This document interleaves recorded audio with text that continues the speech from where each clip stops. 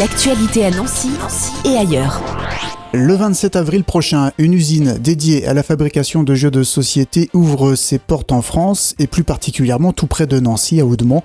Timothée Leroy est cofondateur de Blue Orange, basé à Pont-à-Mousson, et c'est l'un des initiateurs du projet Game in France. Bonjour Timothée. Bonjour. Alors concrètement, qu'est-ce qui vous a incité, vous et Blue Orange, à cofonder Game in France? Et c'est quoi le constat de départ? L'initiative vient d'une personne qui travaille pour l'État, qui s'appelle Pierre-Yves Boiffin, qui était venu nous voir, des éditeurs comme Yellow à Nancy et nous-mêmes, Blue Orange, pour constater quelque part que le jeu de société sur la région Lorraine était quelque chose de fort. Et il avait envie qu'on fasse quelque chose de spécifique en région. Et il a mis pas mal de projets sur la table, dont celui de la création, pourquoi pas, d'une usine de relocalisation de jeux de société sur le marché français.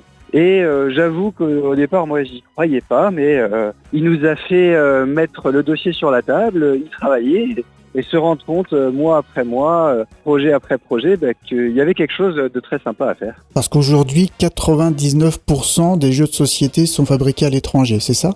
C'est ça. Je pense que c'est un bon pourcentage. Moi, je dirais qu'il y a 80% des jeux qui sont fabriqués en Asie, oui, et 20% en Europe et surtout en Pologne. Alors vous l'avez dit, Game in France, c'est un projet collectif. Qui sont les autres acteurs autour de la table et comment vous avez réussi à fédérer tout ça? Quand on a commencé à travailler sur le projet, on s'est rassemblé entre plusieurs acteurs du secteur ou pas du secteur. En fait, on est à la fois avec le groupe EBRA, donc le président du groupe EBRA, Christian Molinari, qui est le président de l'Union des éditeurs de jeux, mais qui est aussi un éditeur de jeux et qui a toujours œuvré pour le Made in France de son côté, en essayant pour d'autres éditeurs jusqu'ici de faire des boîtes dans une usine, de faire des cartes dans une autre et de rassembler tout ça comme c'était possible jusqu'ici. Et enfin, Hugues Béchel, qui est un ancien directeur d'usine de cartes à jouer. On a bossé tous les quatre pendant des années sur le projet et on a eu le soutien par contre de nombreux éditeurs, de l'État et de la région. Oui, effectivement, il y a eu le soutien de France 2030, même de la région Grand Est, c'est ça? Tout à fait, c'est à la fois l'État et la région, avec le plan France Relance 2030, donc qui est un plan pour la relocalisation en fait des usines en France. On a eu également pas mal de business angels, d'investisseurs qui se sont retrouvés très intéressés par le projet. Une vraie aventure collective, donc qui va se concrétiser encore plus le 27 avril prochain.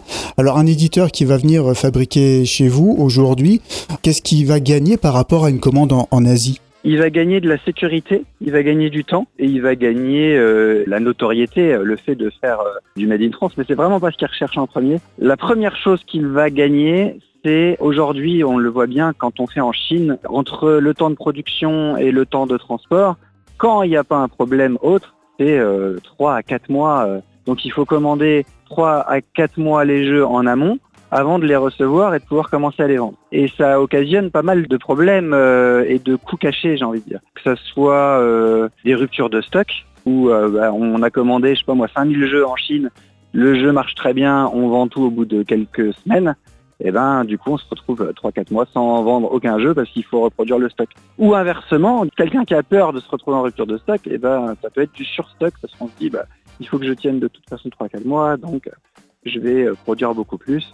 Et avec l'usine en France, c'est beaucoup plus simple de se dire nous allons faire des plus petites quantités mais plus régulières en fait. Et également, en fait nous chez Game in France, on essaye de se spécifier dans certains formats de boîtes et certains formats de cartes, et pour permettre aux éditeurs sur ces formats-là d'avoir des prix compétitifs, j'ai envie de dire malgré le Made in France. Voilà, d'avoir certains standards. Exactement, une stratégie de standardisation. De créer une entreprise Game in France près de Nancy, ça va nécessairement, inévitablement créer des emplois au niveau local.